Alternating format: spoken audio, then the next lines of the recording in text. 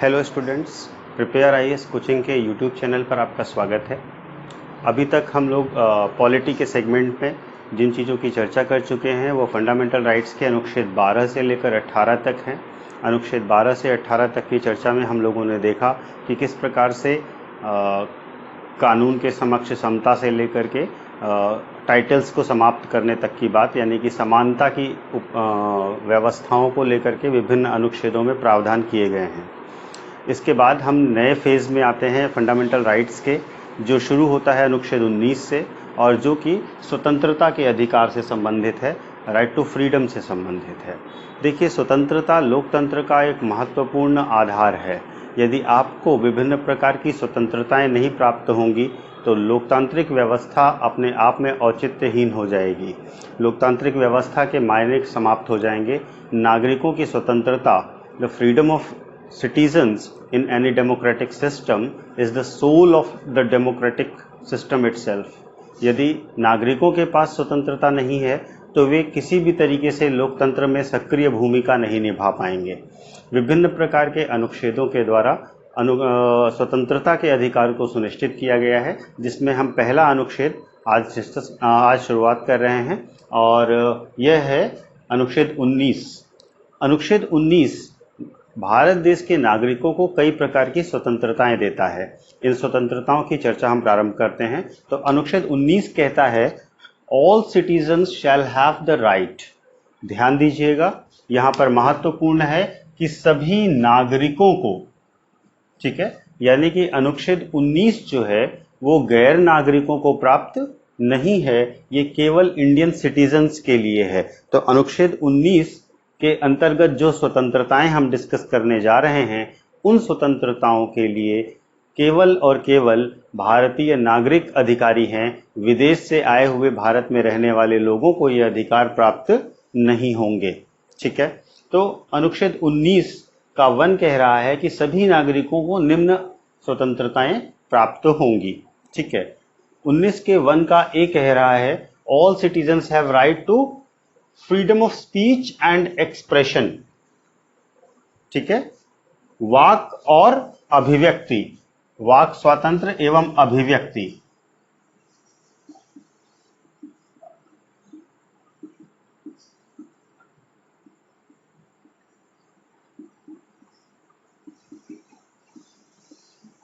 यानी कि सभी को बोलने की और अभिव्यक्ति की स्वतंत्रता होगी। ध्यान रखिएगा, एक्सप्रेशन एक बड़ा वाइड टर्म है। Speech is also a part of expression. Expression का मतलब है, अभिव्यक्ति का मतलब है हम अपने विचारों को, अपने भावनाओं को, अपनी सोच को दूसरे के सामने प्रकट कर सकें। ठीक है, तो अगर हम एक्सप्रेशन शब्द का इस्तेमाल करते हैं, अगर हम अभिव्यक्ति शब्द का इस्तेमाल करते हैं, तो इसका तात्पर्य है कि हम अभिव्यक्ति किसी भी माध्यम से कर सकते हैं, चाहे वो बोलकर हो, लिखकर हो, प्ले करके हो, रोल प्ले जैसे होता है, नाटक वगैरह होता है, वो करके हो, या किसी भी माध्यम से हम अपनी बात को रख सकें। That is freedom of expression. तो freedom of speech and expression वास्तव में एक बहुत महत्वपूर्ण व्यवस्था है, एक बहुत महत्वपूर्ण अधिकार है। ये नागरिकों को व्यापक तौर पर अपने विचारों को व्यक्त करने की स्वतंत्रता देता है।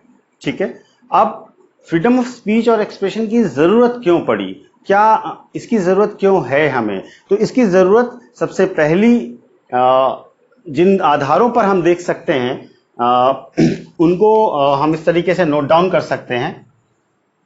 पहली जरूरत यह है कि via speech, via freedom of speech, we can do the discovery of truth by open discussion. ठीक है, तो डिस्कवरी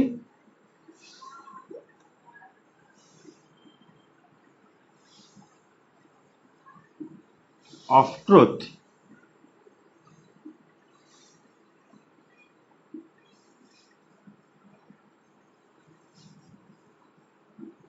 बाय ओपन डिस्कशन। ठीक है, यानी कि अगर हम खुली बहस करते हैं तो हम किसी भी चीज के बारे में सत्य की सही जानकारी कर सकते हैं। अगर हमें बोलने की स्वतंत्रता नहीं है तो हम ओपन डिस्कशंस नहीं कर पाएंगे, और अगर हम ओपन डिस्कशंस नहीं कर पाएंगे तो कभी भी सच क्या है वो हम नहीं जान पा सकते। ठीक है ना। और दूसरी चीज, फ्रीडम ऑफ स्पीच का रिलेशन है सेल्फ डेवलपमेंट से।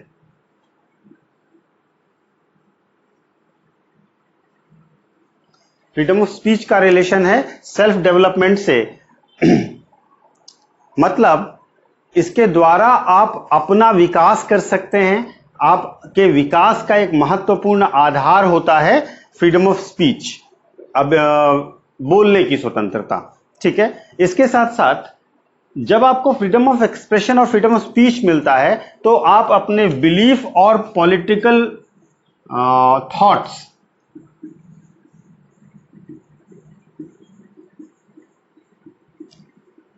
पॉलिटिकल आइडियोलॉजी, ठीक है, तो आप अपने विश्वासों, अपनी सोच, अपने विचारों और अपने राजनीतिक विचारधारा को बेहतर तरीके से व्यक्त कर सकते हैं, लोगों तक पहुंचा सकते हैं।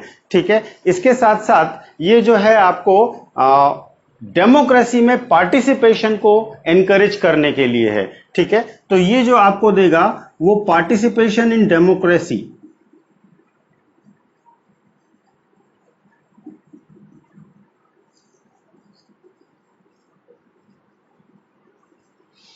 यानी कि लोकतांत्रिक व्यवस्था में सहभागिता को प्रभावित और प्रमोट करने के लिए, प्रेरित करने के लिए आपको फ्रीडम ऑफ स्पीच और एक्सप्रेशन की जरूरत होगी। तो फ्रीडम ऑफ स्पीच और एक्सप्रेशन देने के 4 मुख्य जो लक्ष्य हैं वे हैं कि सच को खोजना, सच के बारे में जानकारी प्राप्त करना और सच के बारे में चीजों को देखना और समझना। ठीक है। सच आपको किसी भी व्यवस्था के बारे में सही जानकारी देने का कार्य करता है और उस सही जानकारी को इंप्लीमेंट कराने के लिए कार्य करता है। इसके सिवा यदि आप अपनी भावनाओं को, अपने विचारों को, अपने थॉट को, अपने आइडियाज को एक्सप्रेस नहीं कर पाते तो आपके व्यक्तिगत विकास में भी बाधा उत्पन्न होती है। इसके लिए जरूरी है कि आप अपनी भावनाओं को व्यक्त कर सकें, अपने विचारों को दूसरे तक पहुंचा सकें, क्योंकि यही वो माध्यम है जिससे हम एक दूसरे से जुड़ रहे हैं। तीसरी चीज, आप अपनी बिलीफ और अपनी पॉलिटिकल आइडियोलॉजी को दूसरों तक पहुंचा सकते हैं। अपने विश्वास, अपनी आस्था, अपनी परंपराओं और अपने राजनीतिक विचारधारा, अपने राजनीतिक एटीट्यूड को दूसरों तक पहुंचा सकते हैं। तो इसके लिए भी freedom of speech and expression की ही जरूरत पड़ेगी। और आखिरी है कि पार्टिसिपेशन इन डेमोक्रेसी, अगर लोकतंत्र में भागीदारी सुनिश्चित करनी है तो जनता को फ्रीडम ऑफ स्पीच और एक्सप्रेशन देनी पड़ेगी। तो हम आसान भाषा में इन 4 उद्देश्यों से फ्रीडम ऑफ स्पीच और एक्सप्रेशन अपने नागरिकों को देने का कार्य करते हैं, अपने नागरिकों को इंश्योर करने का कार्य करते हैं। ठीक है। इसके बाद जो freedom of speech and expression है, ये एक बहुत ही ब्रॉड आइडिया है, ये बहुत ही ब्रॉड कॉन्सेप्ट है जिसके बारे में मैंने आपसे बात करी है। तो इस ब्रॉड कॉन्सेप्ट के साथ कई सारे अन्य अधिकार भी आपको प्राप्त हो जाते हैं। फ्रीडम ऑफ स्पीच और एक्सप्रेशन के अंतर्गत ही आपको कई सारे अधिकार और शक्तियां प्राप्त होती हैं। ठीक है ना। तो अगर आप 19(1)(a) की बात करें तो ये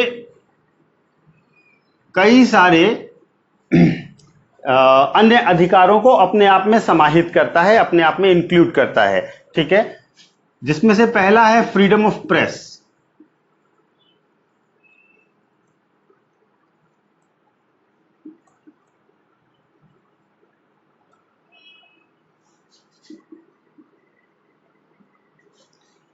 प्रेस यानी मीडिया की स्वतंत्रता।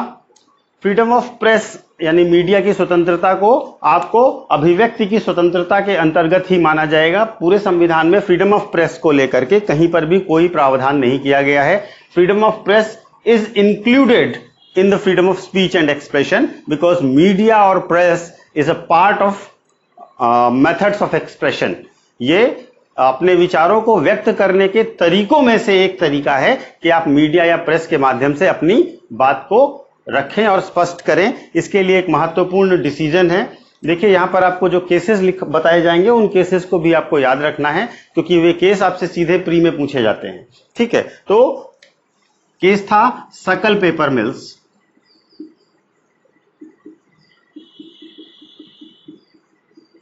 Versus union of India.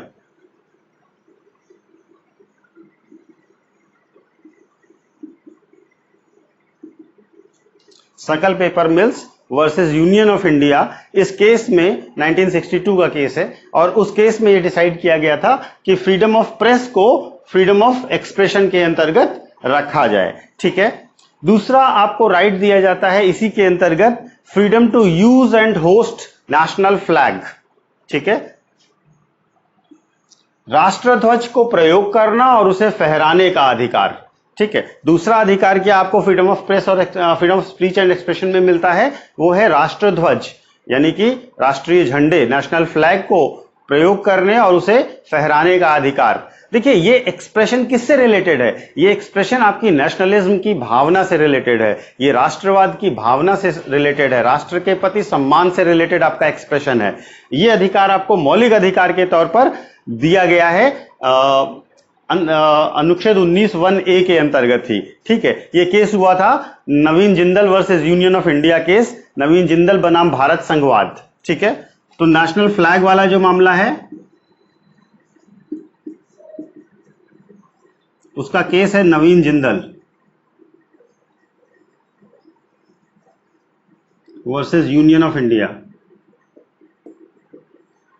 Naveen Jindal बनाम भारत संघवाद में इस केस को निर्णय दिया गया, 2004 का केस है और कोर्ट ने कहा कि यस आपको expression right to freedom of expression के अंतर्गत नेशनल फ्लैग को होस्ट करने और उसे यूज करने का अधिकार दिया जाना चाहिए, ये आपका मौलिक अधिकार है। ठीक है, हालांकि इसके फ्लैग कोड दिया गया है, इसके साथ साथ फ्लैग कोड है, आप झंडे को किस तरीके से इस्तेमाल कर सकते हैं, कब इस्तेमाल नहीं कर सकते, झंडा किस प्रकार का होगा, कब कब और कैसे कैसे इस्तेमाल होगा, किन बिल्डिंग्स पर क्या नियम होंगे, ये सब फ्लैग कोड के अंतर्गत होगा। लेकिन फ्लैग को इस्तेमाल करने का अधिकार आपको दिया गया है, आप अपने राष्ट्र ध्वज का प्रयोग कर सकते हैं सम्मानजनक तरीके से।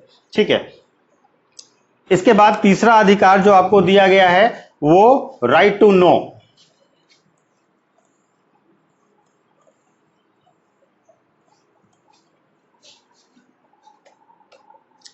तीसरा जो 19(1)(a) के अंतर्गत ही आपको मिल जाता है वो है राइट टू नो, जानने का अधिकार। ठीक है, indirectly to right to information भी कह सकते हैं, लेकिन right to know freedom of speech के लिए बहुत जरूरी है, क्योंकि अगर आपके पास सही और संपूर्ण जानकारी नहीं है तो आप कभी भी सही और संपूर्ण तरीके से अपनी राय नहीं बना सकते। तो अगर आपके पास जानकारी सही होगी, अगर आपको जानकारी प्राप्त करने का अधिकार होगा, तभी आप अपने एक्सप्रेशन और अपनी स्पीच को ज्यादा सही तरीके से रख सकते हैं। देखिए मैंने आपको शुरुआत में बताया कि इसका ऑब्जेक्टिव क्या है, इसका ऑब्जेक्टिव है कि आप अपने विचार को सही तरीके से और अपने मत को व्यक्त कर सकें। ठीक है, जो डेमोक्रेसी के लिए जरूरी है। लेकिन वो कब हो सकता है, वो तब हो सकता है जब आपको चीजों के बारे में सही जानकारी हो। अगर आपको सही जानकारी नहीं है तो यह संभव नहीं है। इसके लिए दो प्रमुख केस हैं। पहला केस है Rajnarayan versus state of UP.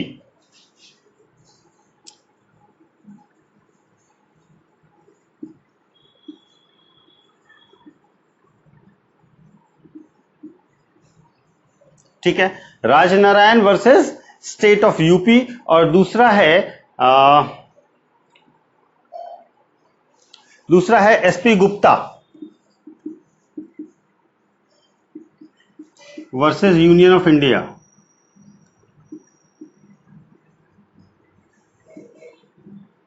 इससे रिलेटेड दो प्रमुख केस ये है, Rajnarayan versus state of UP और SP Gupta versus union of India. इन केसेस में इस अधिकार को सुनिश्चित करने के लिए कहा गया था कि राइट टू नो लोगों को मिले, जानने का अधिकार लोगों को मिले, क्योंकि यह अधिकार फ्रीडम ऑफ स्पीच और एक्सप्रेशन के अंतर्गत आपका मौलिक अधिकार की श्रेणी में आएगा।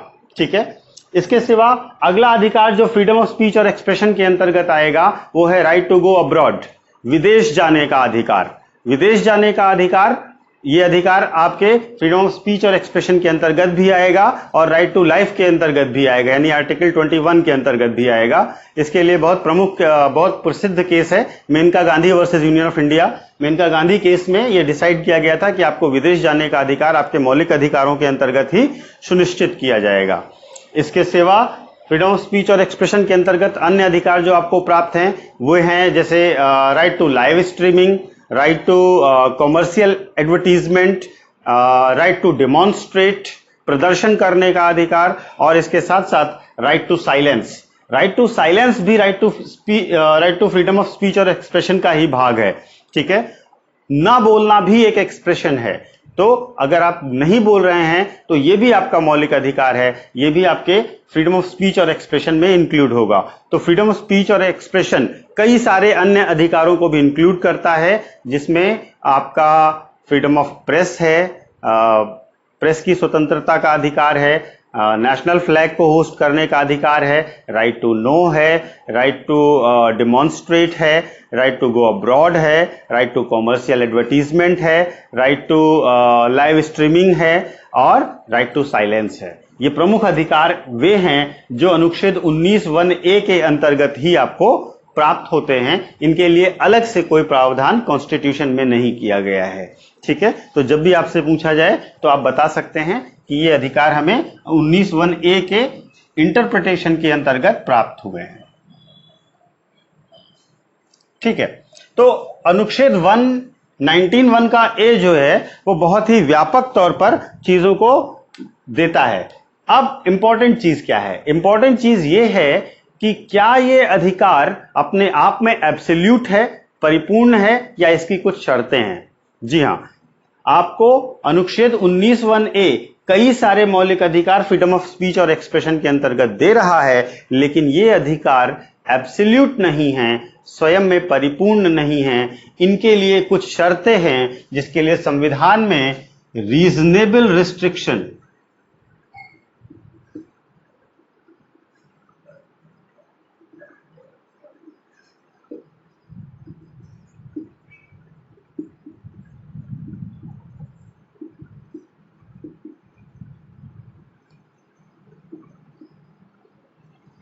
रीजनेबल रिस्ट्रिक्शन शब्द का प्रयोग किया गया है। तो आर्टिकल 19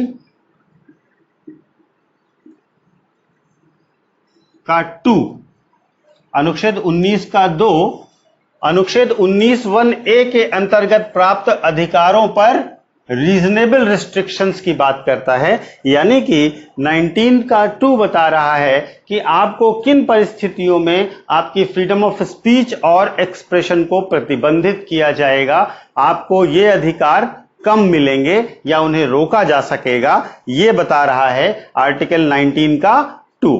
किन किन केसेस में ये अधिकार आपको प्राप्त नहीं होंगे। इसमें सबसे पहली बात जो है वो है unity and integrity of India.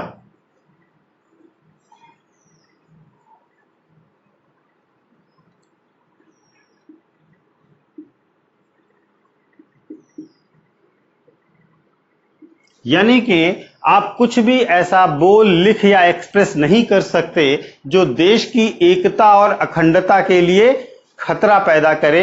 आपके बोलने या आपके एक्सप्रेशन के माध्यमों के द्वारा देश की एकता और अखंडता पर यदि खतरा उत्पन्न हो रहा है तो वो आपके 19(1)(a) के अंतर्गत प्राप्त अधिकारों का भाग नहीं हो सकता। इसके बाद है 19 के 2 में ही दूसरा रिस्ट्रिक्शन है unity and integrity of India, और दूसरा है security of nation. Security of nation मतलब देश की सुरक्षा।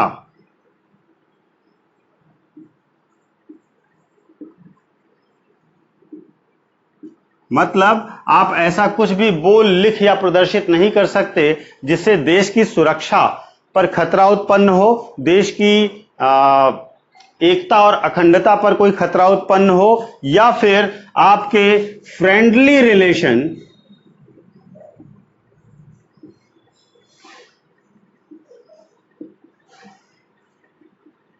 विद अदर नेशंस हो। या फिर आपके अन्य देशों से जो मित्रवत संबंध हैं वो खराब हो। ठीक है, आप ऐसा कुछ बोल या लिख नहीं सकते जो देश की एकता, अखंडता, सुरक्षा या अपने मित्र देशों के साथ संबंधों को खराब करता हो। इसके सिवा आप ऐसा कुछ और भी बोल या लिख नहीं सकते जो पब्लिक ऑर्डर को खराब करता हो। पब्लिक ऑर्डर मतलब लोक व्यवस्था, मतलब शांति व्यवस्था, कानून व्यवस्था, इस पर खतरा पैदा हो, ऐसा आप कुछ बोल या लिख नहीं सकते। ध्यान रखिएगा, एक शब्द इस समय पिछले साल 2 साल से आप बार बार सुनते होंगे, वो शब्द है हेट स्पीच। ठीक है, एक दूसरे में, समाज में, समुदाय में एक दूसरे के प्रति घृणा की भावना भरने वाली भाषा या बातचीत का प्रयोग करना, एक्सप्रेशन का प्रयोग करना, स्पीच का प्रयोग करना, हेट स्पीच। हेट स्पीच को आपके फ्रीडम ऑफ स्पीच और एक्सप्रेशन के अंतर्गत अधिकार नहीं माना जाएगा। क्यों? क्योंकि ये पब्लिक ऑर्डर के लिए बहुत बड़ी खतरा है, ये पब्लिक ऑर्डर के लिए अच्छा नहीं माना जाएगा। तो हेट स्पीच आप जो बार बार न्यूज में सुनते हैं, जब भी आप उस पर लिखेंगे तो आप बताएंगे कि आर्टिकल 19 का 2 पब्लिक ऑर्डर के बेसिस पर इस तरीके की स्पीच पर रोक लगाने का प्रावधान करता है, ये इससे रिलेटेड है, आपको ये ध्यान रखना होगा। इसके सिवा आप ऐसा कुछ बोल, लिख या एक्सप्रेस नहीं कर सकते जो कि मॉरलिटी के अगेंस्ट हो। मॉरलिटी मतलब नैतिकता के अगेंस्ट हो, यानी कि आप ऐसा कुछ नहीं बोलेंगे जो अनैतिक हो, समाज के स्टैब्लिश्ड मॉरल प्रिंसिपल्स के अगेंस्ट हो, वो आप बोलने का या एक्सप्रेस करने का कार्य नहीं करेंगे। इस तरीके से आप अगला और इसके ऊपर प्रतिबंध है, वो है कंटेम्प्ट ऑफ कोर्ट।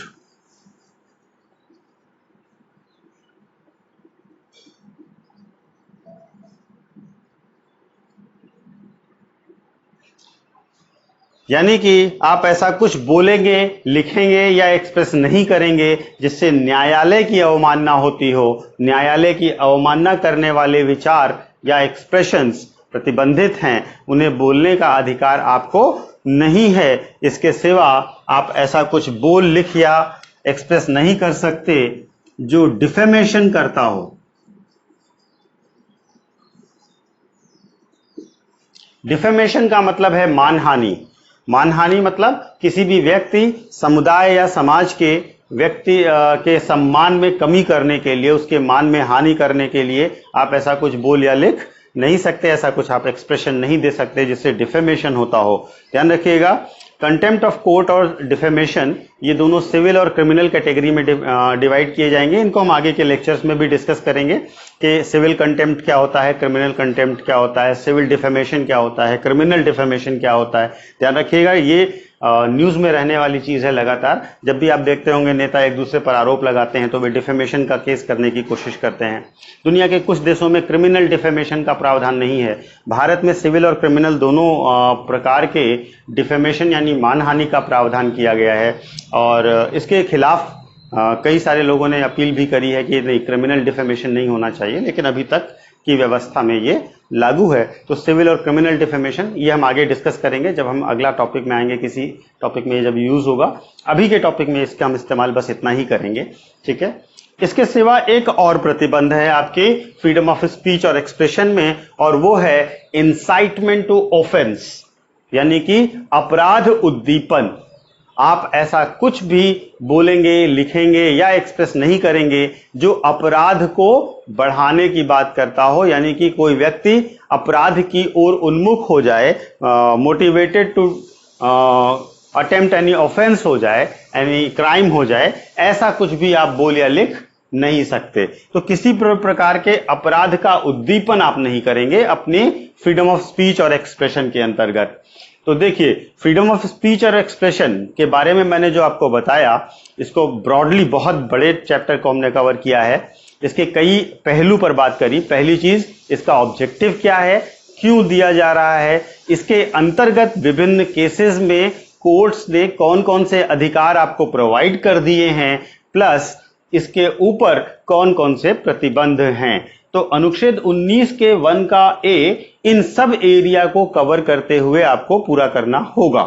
ठीक है, तो ये है आपका 19 का 1 का ए, जहां पर फ्रीडम ऑफ स्पीच और एक्सप्रेशन आपको दिया गया है, लेकिन कुछ शर्तों के साथ। और याद रखिएगा कि वे शर्तें 19 के सब क्लॉज 2 में दी गई हैं, 19 के सब क्लॉज 2 में है। ठीक है, अब आते हैं 19 का 1 का बी पर।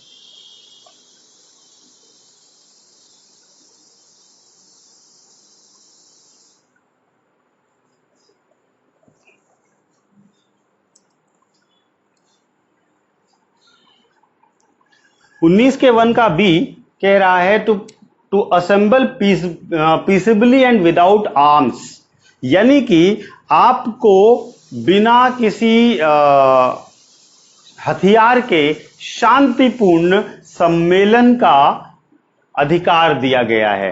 देखिए, यह अधिकार जो है पीसफुली एंड विदाउट आर्म्स है, यानी कि शांतिपूर्ण सम्मेलन करें और बिना हथियारों के करें। मतलब आप इस अधिकार के अंतर्गत भारतीय नागरिक किसी भी प्रकार का बैठक बुला सकते हैं, रैली कर सकते हैं, प्रदर्शन कर सकते हैं। ठीक है, तो शांतिपूर्ण प्रदर्शन, शांतिपूर्ण रैली, शांतिपूर्ण धरना, ये सब आपके आएगा आर्टिकल 19(1) के बी में, जहां पर आपको शांतिपूर्ण और बिना हथियारों के सम्मेलन करने का अधिकार दिया गया है। यह अधिकार आपको क्यों दिया गया है, इस अधिकार का ऑब्जेक्टिव क्या है? ठीक है, तो अपने विचारों को, अपनी असंतुष्टि, देखिए रैली या डेमोन्स्ट्रेशन या धरना प्रदर्शन हम जनरली अपनी डिसेंट को एक्सप्रेस करने के लिए करते हैं, हम अपनी असहमति को प्रकट करने के लिए करते हैं। ठीक है, और आप जानते हैं लोकतंत्र में सबसे महत्वपूर्ण है जो आपके समर्थन में विचार नहीं है, उन विचारों को भी प्रकट करने का अवसर देना। ठीक है, तो ये वास्तव में डेमोक्रेसी को इनरिच करने के लिए है, लोकतंत्र को अधिक समृद्ध बनाने के लिए है, और ये एक बहुत ही महत्वपूर्ण और व्यापक अधिकार है जो भारत के नागरिकों को शांतिपूर्ण और बिना हथियारों के सम्मेलन करने का अधिकार देता है। ठीक है, अब ये अधिकार भी आपका पूरी तरीके से एब्सोल्यूट नहीं है, परिपूर्ण नहीं है, इस पर भी शर्तें हैं, और शर्तें जो हैं इसकी वो आर्टिकल 19 के 3 में दी गई हैं। देखिए, हम जब भी फंडामेंटल राइट पढ़ते हैं तो हम नॉर्मली क्या करते हैं, आपने 19 उठाया और 19 का ABCDEFG तक रट डाला। नहीं, आप जब 19 का 1 का ए पढ़ें तो 19 को के 2 के साथ पढ़ें, 19 के 1 का बी पढ़ें तो 19 के 3 के साथ पढ़ें, तब आप उसको एक परिपूर्ण नजरिए से समझ पाएंगे। केवल अधिकार नहीं, अधिकारों के साथ जो प्रतिबंध हैं, अधिकारों की जो सीमाएं हैं, वो भी आपको उतनी ही क्लियर पता होनी चाहिए। केवल अधिकार की बात करना हमेशा उचित नहीं है, आपको ये भी पता होना चाहिए कि किन परिस्थितियों में वो अधिकार आपको नहीं मिलेगा। ठीक है, तो यहां पर आपको अनुच्छेद 19 के 3 में 2 तरीके से आप पर प्रतिबंध लगाया गया है, 2 तरीके से आपको रोका गया है कि आप 2 कंडीशंस में right to peacefully assemble and without arms assembly के लिए योग्य नहीं होंगे। पहला है unity and integrity of nation.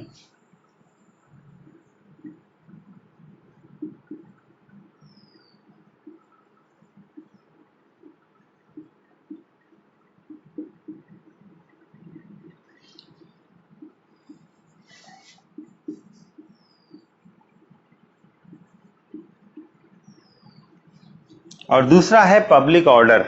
पहला है देश की एकता एवं अखंडता और दूसरा है लोक व्यवस्था। तो अनुच्छेद 19 के 3 में दिए गए अधिकार यानी कि freedom to assemble peacefully and without arms को दो मामलों में आप पर प्रतिबंधित किया जा सकता है, आपको देने से रोका जा सकता है।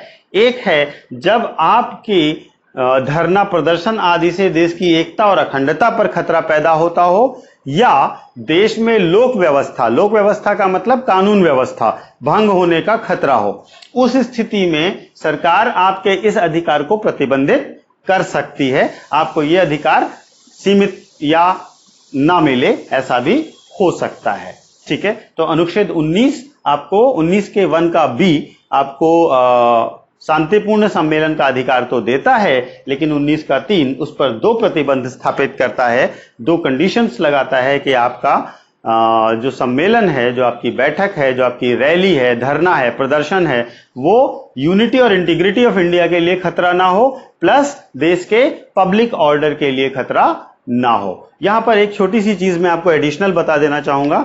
एक है, आपने सुना होगा धारा 144 सेक्शन 144, ये सीआरपीसी की धारा है, ये ध्यान रखिएगा।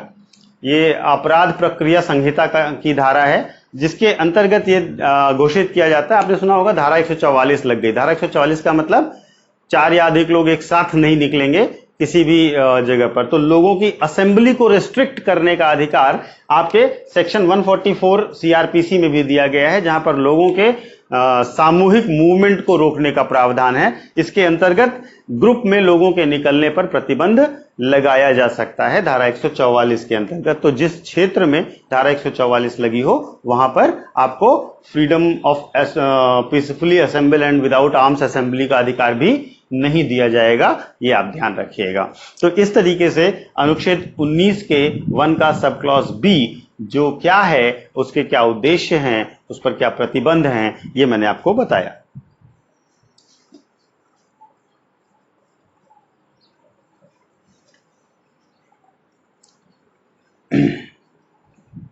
अब 19 के 1 का सी है, 19(1) का सब क्लॉज सी है, जो कहता है फ्रीडम टू, सभी नागरिकों को क्या अधिकार है, एसोसिएशन, यूनियन, कोऑपरेटिव सोसाइटीज, ये सब बनाने का अधिकार है। ट्रेड यूनियन, स्टूडेंट यूनियन, इस तरीके के जो संगठन है, समूह और संगठन, ऑर्गेनाइजेशन, एसोसिएशन, समूह, संगठन, ये बनाने का अधिकार कौन दे रहा है? ये दे रहा है आपको 19 का सब क्लॉज सी, 19(1) का सब क्लॉज सी। ठीक है, इसमें एक महत्वपूर्ण चीज है जो आपको हमेशा याद रखनी है, और वो है कोऑपरेटिव सोसाइटीज। कोऑपरेटिव सोसाइटीज शुरुआत से संविधान में नहीं था, ये 97th कॉन्स्टिट्यूशनल अमेंडमेंट द्वारा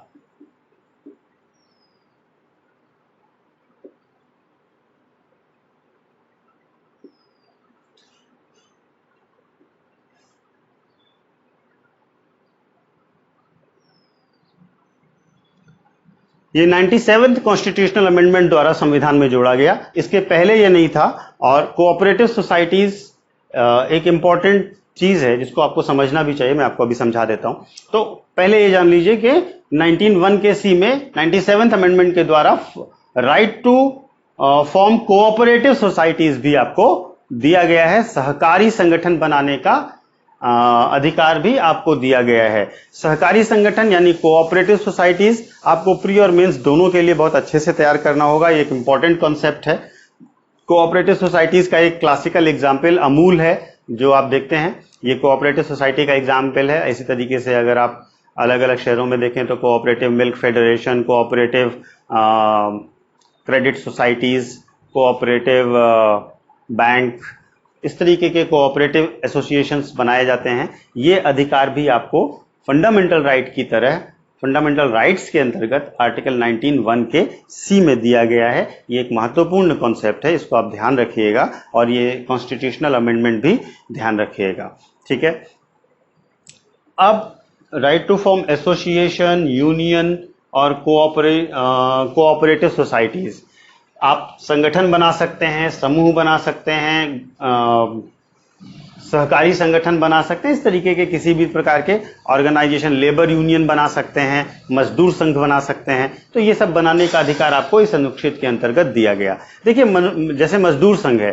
तो मजदूर संघ बेसिकली क्या करता है? मजदूर संघ जो है वो मजदूरों के कलेक्टिव बार्गेनिंग को एंश्योर करता है with the management of the industry.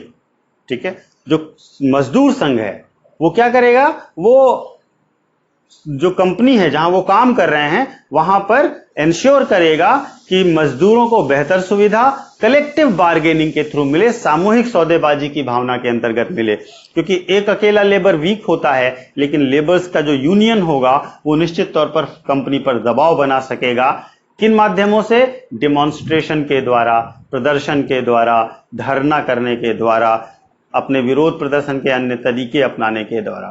ठीक है, अब ये आप जो एसोसिएशन बना रहे हैं, जो समूह बना रहे हैं, वो निश्चित तौर पर अपनी मांगों को पूरा करने के लिए बना रहे हैं, अपने हितों के संरक्षण के लिए बना रहे हैं, to protect your basic rights बना रहे हैं। ठीक है, तो इसलिए इसके बारे में दो खास बातें जानना बहुत जरूरी है। पहली चीज ये है कि right to demonstration does not include right to strike. Simply, right to strike is not a fundamental right. Even the right to form association or trade union or union is a fundamental right.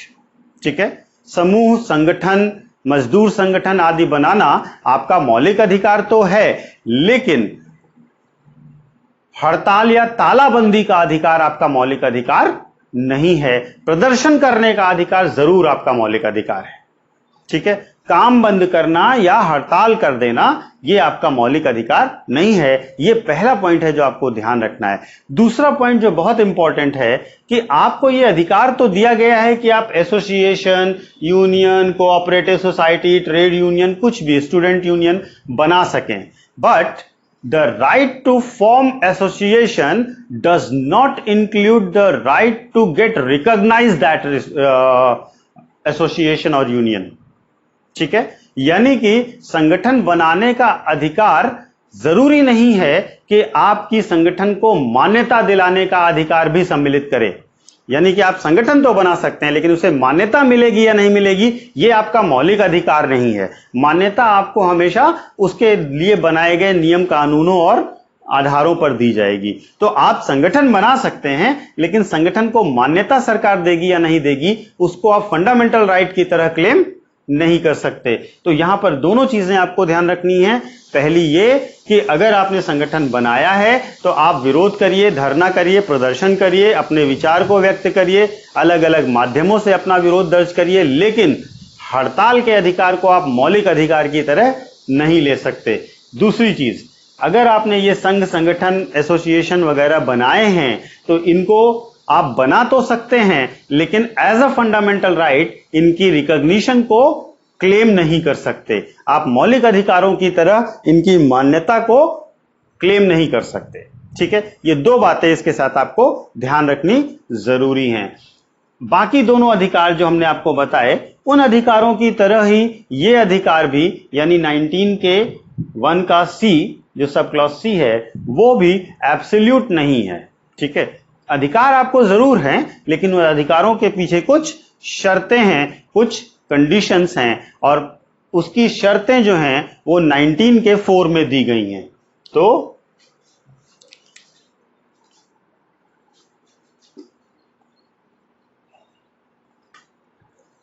इसके अंतर्गत हम क्या करेंगे, 19(1)(c) के जो conditions हैं वो article 19 sub clause 4 में दी गई हैं। ठीक है, जो रिस्ट्रिक्शंस हैं जिसके अंतर्गत इन्हें रोका जा सकता है। ठीक है, उसमें सबसे पहला क्या है, sovereignty and integrity of nation.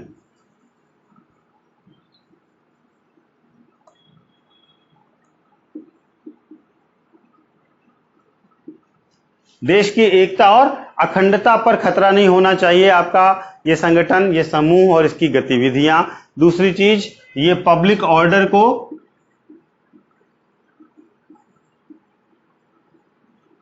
खतरे में ना डालता हो, लोक व्यवस्था को खतरे में ना डालता हो।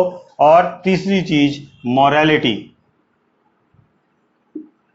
आपका समूह या संगठन इमोरल एक्टिविटीज को प्रमोट ना करता हो, मॉरल बेसिस पर काम करता हो, समाज में स्थापित नैतिक मान्यताओं के अनुरूप क्रियाशील हो और उसके उद्देश्य नैतिक मान्यताओं के अनुरूप होने चाहिए।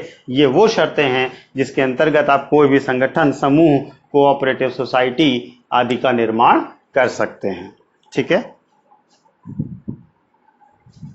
अब आते हैं हम लोग आर्टिकल 19 के सब क्लॉज 4 पर 1 के सब क्लॉज डी पर जो कहता है to move freely throughout the territory of India.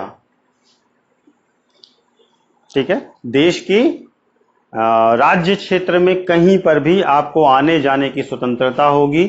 आप देश के राज्य क्षेत्र में कहीं भी आ जा सकते हैं। ये जो अनुच्छेद 19(1) का डी है वो मोटे तौर पर वन इंडिया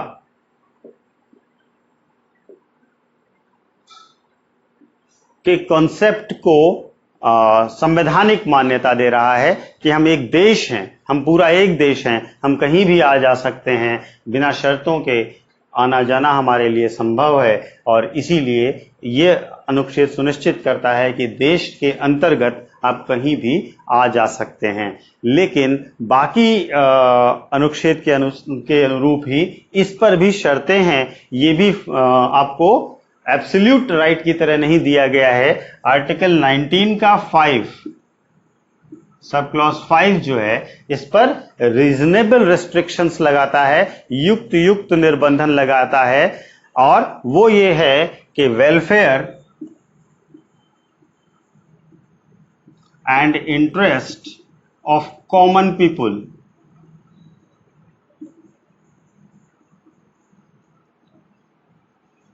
यानी कि जो वहां पे रहने वाले सामान्य जनता है उसके कल्याण और उसके हितों की अवहेलना ना हो, उसके कल्याण और उसके हितों में कोई बाधा उत्पन्न ना हो, तब आपको वहां आने जाने का फ्रीडम दिया जाएगा। अगर वहां के लोगों के जीवन को आप नकारात्मक तौर पर प्रभावित कर रहे हैं बार बार जाकर, तो निश्चित तौर पर आपके जाने को प्रतिबंधित किया जा सकता है। और दूसरा आधार है आपके फ्रीडम को रोकने का, फ्रीडम ऑफ मूवमेंट को रोकने का, वो है इंटरेस्ट ऑफ शेड्यूल्ड ट्राइब्स।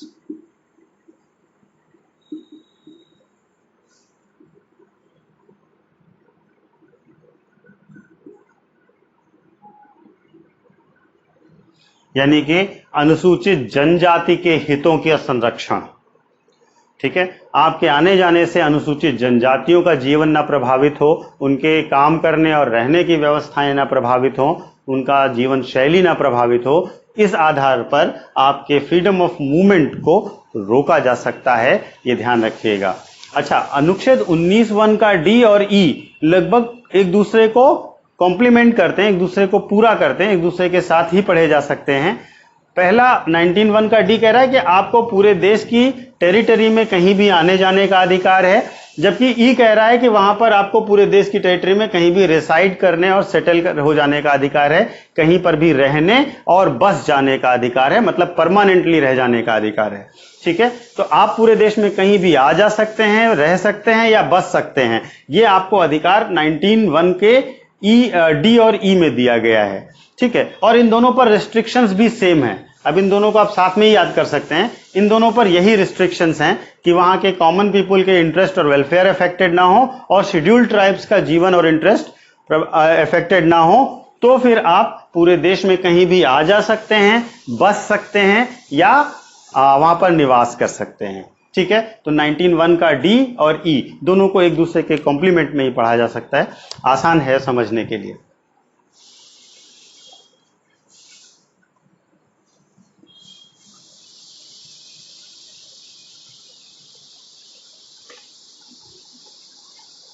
ठीक है, अब आते हैं आर्टिकल 19(1)(f) पर। आर्टिकल 19(1)(f) जब कॉन्स्टिट्यूशन लागू हुआ तो इसे as a right to property इसमें दिया गया था। संपत्ति का अधिकार अनुच्छेद 19(1)(f) में दिया गया था, लेकिन 44वें संविधान संशोधन अधिनियम के द्वारा 44th कॉन्स्टिट्यूशनल अमेंडमेंट एक्ट के द्वारा 1978 में इसे फंडामेंटल राइट्स की श्रेणी से हटा दिया गया, इसे रिमूव कर दिया गया फ्रॉम फंडामेंटल राइट्स। ठीक है, तो दूसरी खास बात आपको याद रखनी है कि 44th कॉन्स्टिट्यूशनल अमेंडमेंट ने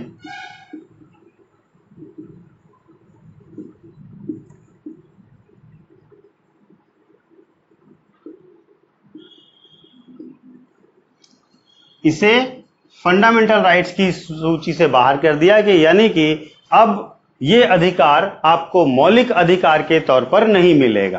ठीक है, इसका मतलब क्या हुआ कि अगर ये अब मौलिक अधिकार नहीं है, हम इसे पढ़ तो लेते हैं कि ये अब मौलिक अधिकार नहीं है, इसका मतलब ये होता है कि अगर कोई भी अधिकार आपका मौलिक अधिकारों की सूची में है, देखिए ये बात मैंने आपको चैप्टर शुरू करते समय भी बताई थी और लास्ट लेक्चर में भी जब रिजर्वेशन वाली बात हो रही थी तब भी बताई थी, इसको ध्यान से समझ लीजिएगा कि अगर कोई भी अधिकार आपका मौलिक अधिकार है तो उसके प्रोटेक्शन के लिए आप सीधे हाई कोर्ट या सुप्रीम कोर्ट जा सकते हैं।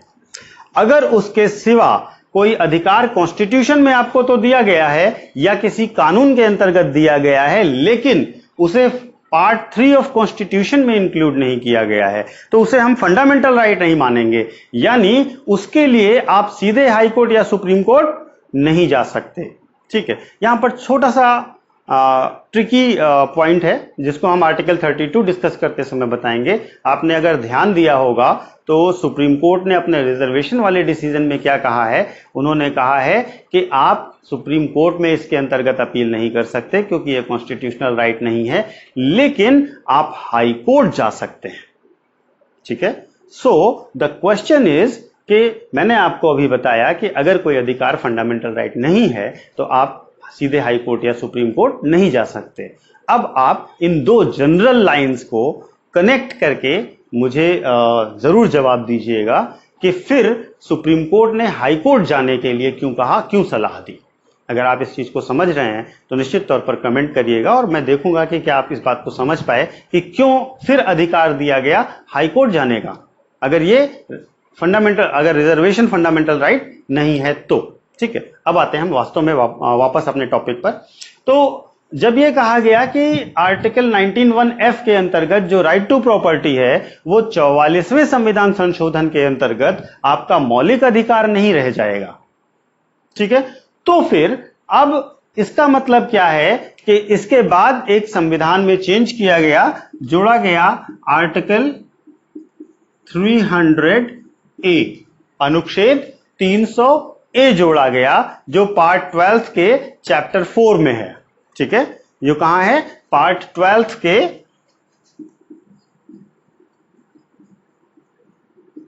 चैप्टर 4 में।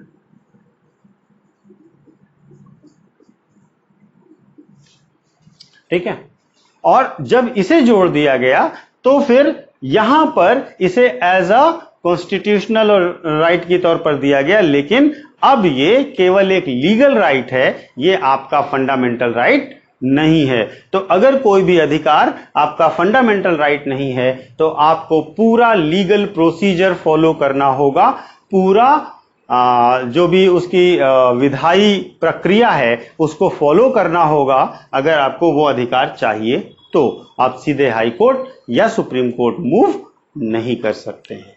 ठीक है, तो ये हुआ आर्टिकल 19 का 1 का F।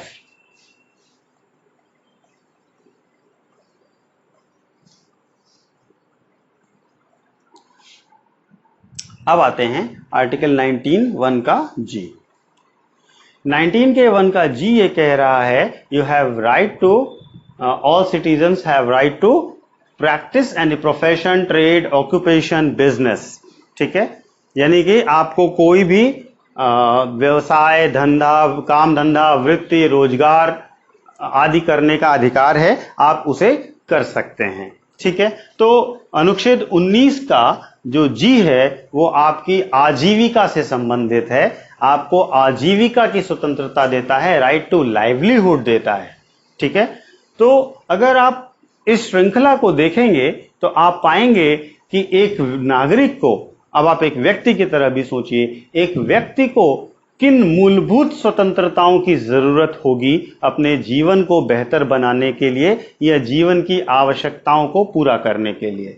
तो आप पाएंगे कि सबसे पहले वो अपनी भावनाओं को व्यक्त कर सके, अपनी चीजों को व्यक्त कर सके, अपना बोल सके, बता सके, उसके साथ अगर वो लोगों के साथ एसोसिएशन बनाना चाहता है तो वो बना सके, ग्रुप बना सके, शांतिपूर्ण सम्मेलन कर सके, अपने देश में अपने लोगों के बीच आ जा सके, रह सके, बस सके अपनी इच्छा से, अपनी व्यवस्था के अनुसार। इसके साथ साथ वो चाहे तो कोई भी प्रोफेशन, ट्रेड, बिजनेस, ऑक्यूपेशन आदि कर सके। तो यहाँ पर जीवन की उन आवश्यकताओं को जो किसी व्यक्ति के मूलभूत जीवन के लिए उसके व्यक्तित्व के लिए आवश्यक हैं, वो एक साथ आपको दी गई हैं from article 19(1)(a) to article 19(1)(g). तो स्वतंत्रताओं के अधिकार का मूल है आर्टिकल के 19 के 1 में दी गई स्वतंत्रताएं, जो मुख्यतः 6 स्वतंत्रताएं हैं जो आपको दी गई हैं। एक स्वतंत्रता यानी कि फ्रीडम राइट टू प्रॉपर्टी को हटा दिया गया है। ठीक है, अब 19(1) का जो आपका जी है वो भी आपका एक एब्सोल्यूट राइट नहीं है, वो भी आपका एक परिपूर्ण अधिकार नहीं है, उस पर भी प्रतिबंध हैं। और वे प्रतिबंध क्या हैं?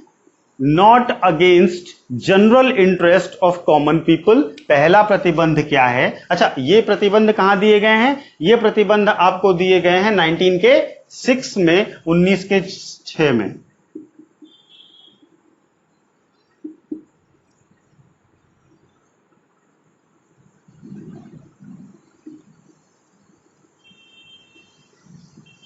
General interest of common people.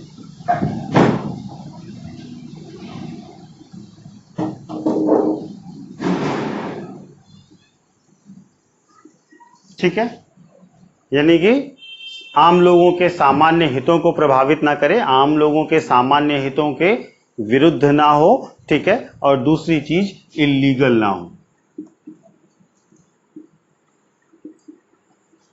यानी कि अनुच्छेद 19 का 6 ये प्रतिबंध लगाता है कि आप कोई भी ट्रेड, बिजनेस, ऑक्यूपेशन आदि कर सकते हैं, लेकिन 2 शर्तें हैं कि वो आम जनता के सामान्य हितों के विरुद्ध में ना हो और उसके साथ साथ इल्लीगल ना हो, गैर कानूनी ना हो।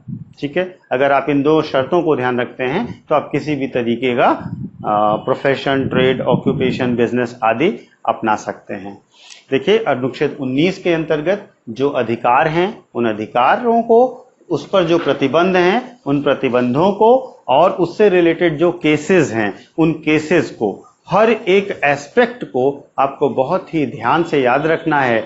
ये टॉपिक आपको प्री और मेंस दोनों में काम आएगा, यहाँ तक कि निबंध में भी काम आएगा। जब आप एस्से लिख रहे होंगे तो यहाँ से आप उन चीज़ों को, उन केसेस को, उन बातों को नोट डाउन कर सकते हैं, लिख सकते हैं। ठीक है, तो यहाँ तक हो गया आपका आर्टिकल 19, अनुच्छेद 19, अनुच्छेद 12, 13, 14, 15, 16, 17, 18 के बाद हमने अनुच्छेद 19 तक आपका कवर कर दिया। सभी अनुच्छेद को आप लोग रिवाइज करेंगे, अनुच्छेद 12 से लेकर के 19 तक, और अगर कोई भी डाउट होता है तो आप उसको पूछ सकते हैं।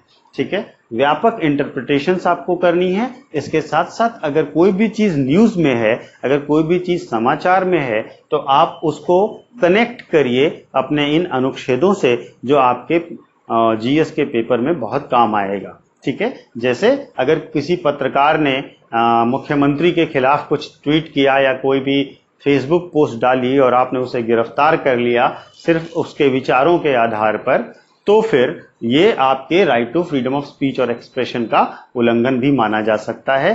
कोर्ट में ऐसे कई मामले पिछले सालों में आपने देखे हैं, लास्ट ईयर भी कई सारे मामले आपने देखे हैं।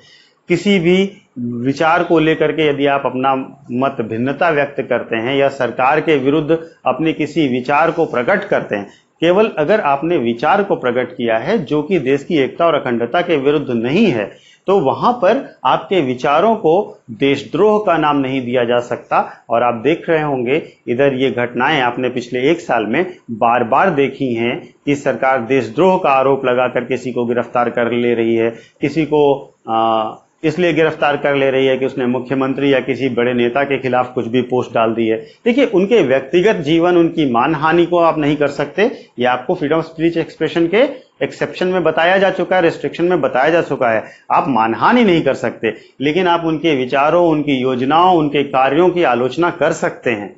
ठीक है, वो आपका अधिकार है, वो आपका मौलिक अधिकार है, उसके लिए आपको गिरफ्तार नहीं किया जा सकता। हाँ, आप ऐसा कुछ ना करें जो डिफेमेशन के मामले में आता हो, जो मानहानि के मामले में आता हो, उनके व्यक्तिगत जीवन या उनके व्यक्तिगत कार्यों पर प्रश्न उठाता हो, उनके जो कार्य एज अ पॉलिटिकल लीडर हैं उनके बारे में आप जरूर कमेंट कर सकते हैं। तो इसको लेकर के पत्रकारों की भूमिका, प्रेस की स्वतंत्रता, पेड न्यूज, ये सब चीजें आपको पढ़नी होंगी जब आप 19(1) का ए पढ़ रहे होंगे। तो चीजों को सिर्फ संकीर्णता में मत पढ़िए, बहुत ही नैरो माइंडेड अप्रोच के साथ पॉलिटी को मत पढ़िए, क्योंकि ये वो सब्जेक्ट है जो लाइव सब्जेक्ट्स में आता है। आपको हमेशा इसमें अपडेशन मिलेगा और हमेशा ये कनेक्ट करेगा आपके करंट से। तो जितनी आपकी पॉलिटिकल घटनाएं हो रही हैं, जितने विचारों के एक्सप्रेशंस को लेकर के, जैसे मैंने हेट स्पीच शब्द का इस्तेमाल किया, तो अगर हेट स्पीच को लेकर क्वेश्चन आता है तो आप आर्टिकल 19 को कोट कर सकते हैं, उसके रेस्ट्रिक्शंस को कोट कर सकते हैं। आपने देखा होगा इलेक्शंस के दौरान, जैसे अभी लास्ट दिल्ली में इलेक्शंस हुए थे, तो कुछ नेताओं पर हेट स्पीच का आरोप लगा था। ठीक है, अभी दिल्ली में जो दंगे हुए वहां पर भी हेट स्पीच का आरोप लगा था। तो ये जो टर्म इस्तेमाल होते हैं ना, आपको उसके साथ साथ उसका पॉलिटी के साथ कनेक्शन करना होगा, जो राजनीतिक शब्दावलियों के अंतर्गत प्रयोग हो रहे हैं। अगर आप वो चीज करेंगे तब आपका आंसर इनरिच होगा और बेहतर होगा। अगर आप ये चीज नहीं कर रहे हैं तो आप केवल चीजों को रट रहे हैं, एक बुक उठा ली है और उसको रट लिया है। ऐसे मत करिए, क्योंकि ये चीज आपको मार्क्स नहीं देगी। ठीक है, इसी तरीके से पेड न्यूज का मामला है। ठीक है, वो आपके व्यूज को, आपके राइट टू नो को प्रभावित करता है। अगर कोई भी व्यक्ति पैसे लेकर के आपके व्यूज को प्रभावित कर रहा है तो निश्चित तौर पर ये आपके व्यूज को प्रभावित करने का, आपके राइट टू सही नॉलेज का, करेक्ट नॉलेज का अधिकार का वंचन है। आप इसको कनेक्ट करिए और लिखिए। आपने देखा होगा मॉब लिंचिंग जैसी घटनाएं, तो मॉब लिंचिंग वाली घटनाओं में क्या हो रहा है, लोग अपने फ्रीडम ऑफ स्पीच और एक्सप्रेशन का गलत प्रयोग कर रहे हैं। सोशल मीडिया पर वे गलत और भ्रामक पोस्ट डाल करके, मिसलीडिंग पोस्ट को डाल करके लोगों के विचारों को प्रभावित करते हैं, लोगों के अंदर उग्रता लाते हैं, लोगों के अंदर एग्रेशन की भावना लाते हैं। और आपने देखा कि मैंने आपको पढ़ाया कि जो पब्लिक ऑर्डर को भंग करता हो, जो इंसाइटमेंट टू ऑफेंस करता हो, जो अपराध उद्दीपन करता हो, वो किसी भी तरीके से आपके right to freedom of speech का हिस्सा नहीं हो सकता। तो right to freedom of speech and expression अपने आप में पूरा एक टॉपिक है जिस पर आप लिख सकते हैं। इसके उन पहलुओं को भी आप इंक्लूड करिए जो आप कॉन्स्टिट्यूशन में पढ़ रहे हैं, जो आप डेली न्यूज़पेपर्स में पढ़ रहे हैं, जो आप विभिन्न देशों में हो रही घटनाओं पर पढ़ रहे हैं। ठीक है, जैसे अमेरिका का रेसिज्म का मामला है। ठीक है, आप उसको भी एक्सप्रेशन से कनेक्ट कर सकते हैं। ठीक है, आप किसी भी घटना के हिसाब से देखें कि क्या वो कॉन्स्टिट्यूशन के किसी भी प्रेमाइज में आ रहा है या नहीं आ रहा है। ठीक है, जैसे मान लीजिए कि हम चलिए, ये तो बहुत ही कॉमन हो गया, जैसे हम आपको देखते हैं कोई भी प्रोफेशन, ट्रेड, ऑक्यूपेशन, टेरिटरी में जाना, रहना, बस जाना, इन अधिकारों को देखें तो अगर मान लीजिए अंडमान में कोई प्रजाति है, कोई जनजाति है, सॉरी प्रजाति नहीं, कोई जनजाति है जो शेड्यूल्ड ट्राइब्स में आ रही है, जिसके हितों की रक्षा हेतु आप पर वहां जाने पर प्रतिबंध लगाया जा रहा है, तो आप अपने राइट टू मूवमेंट को क्लेम नहीं कर सकते। ये पिछले साल की घटना है जहां पर कुछ विदेशी नागरिकों को अंडमान की जनजातियों ने मार दिया था। ठीक है, तो आप ट्राइबल्स की लाइफ में इंटरफेयर कर रहे हैं, उनकी जीवन शैली को चेंज कर रहे हैं, करप्ट कर रहे हैं, तो निश्चित तौर पर उसके प्रोटेक्शन के लिए सरकार कदम उठाएगी। वो अधिकार आप क्लेम नहीं कर सकते। और दूसरी इंपॉर्टेंट चीज है, जब ऐसी घटनाएं होती हैं तो आपको ये आर्टिकल्स उसी के साथ याद आने चाहिए और वहीं पर लिखने का प्रयास भी करना होगा। ठीक है, तो केवल आर्टिकल को इस नजरिए से मत पढ़िए कि मैंने आपको एक आर्टिकल पढ़ाया, आपने उसके पॉइंट्स को समझा, उसका ऑब्जेक्टिव समझा, उसके इंटरप्रिटेशंस को समझा, उसके रिस्ट्रिक्शंस को समझा, लेकिन अब आप उसको कनेक्ट करना भूल गए। तो अगर आपने ये नहीं किया तो इन चीजों के इस मेहनत का कोई फायदा नहीं होगा। फिर आप कोई भी नोट्स उठा करके याद कर लीजिए, वो आपके लिए मतलब भर की वही चीज है जो हम कर रहे हैं। अगर आप उसको कनेक्ट करेंगे चीजों, इसीलिए मैं आपको सारे उदाहरण भी दे रहा हूं कि आप इसको कैसे कैसे और किन किन घटनाओं से कनेक्ट कर सकते हैं।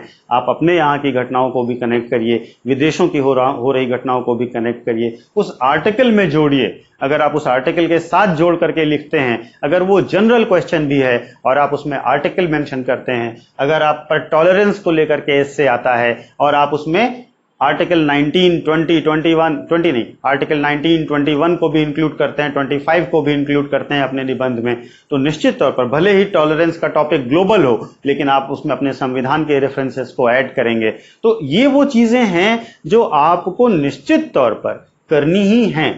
तो इसके लिए आपको प्रैक्टिस अभी से करनी होगी। अभी आपको ये सोचना होगा, जो भी चीज आपके सामने से गुजरती है वहां पर आप अपने अनुच्छेद के हिसाब से देखिए कि कौन सा अनुच्छेद इसको कनेक्ट कर रहा है, कैसे कनेक्ट कर रहा है, और उसको लेकर के आपके पास क्या विचार हैं, क्या विचारधारा है, तब जाकर के आप उसका एक बेहतर पॉलिटी समझने वाले छात्र की तरह, पॉलिटी समझने वाले व्यक्ति की तरह आप चीज़ों को कर पाएंगे। क्योंकि ये सिर्फ पॉलिटी नहीं है, ये गवर्नेंस भी है।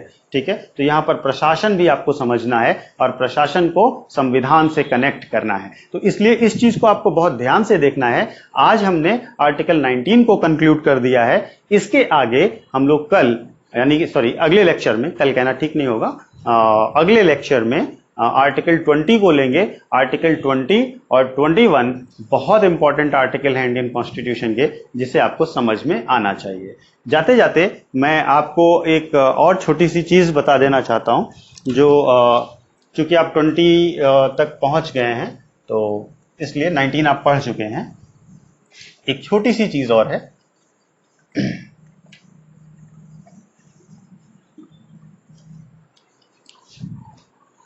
और वो है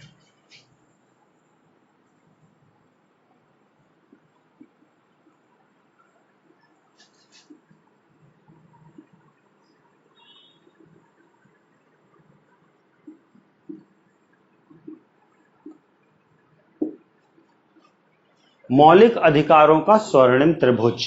ठीक है, golden triangle of fundamental rights. ठीक है,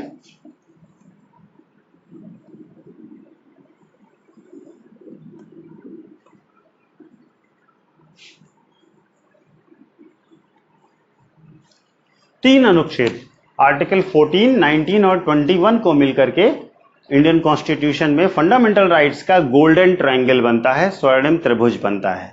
ठीक है, तो अगर आपसे पूछा जाए गोल्डन ट्रायंगल के कौन से आर्टिकल हैं, तो आप बताएंगे 14, 19 और 21।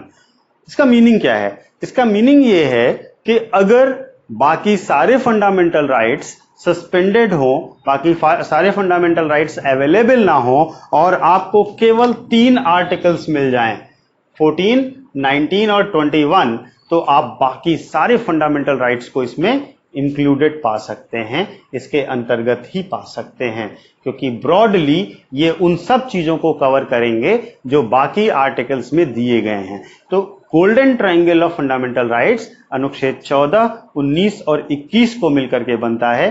अभी तक हम लोगों ने 14 और 19 को समझ लिया है, ये आर्टिकल आपको अच्छे से समझ में आ गया होगा और ये आर्टिकल। ठीक है, इसके बाद कल हम लोग नेक्स्ट लेक्चर में हम लोग आर्टिकल 20 करेंगे और उसके बाद 21 करेंगे। तो आप तीनों आर्टिकल्स को समझेंगे तो आपके दिमाग में चीजें क्लियर हो जाएंगी कि बाकी सारे अधिकारों को सुनिश्चित करने के लिए हमें केवल 3 अधिकार ही दे दिए जाएं तो भी काम चल जाएगा।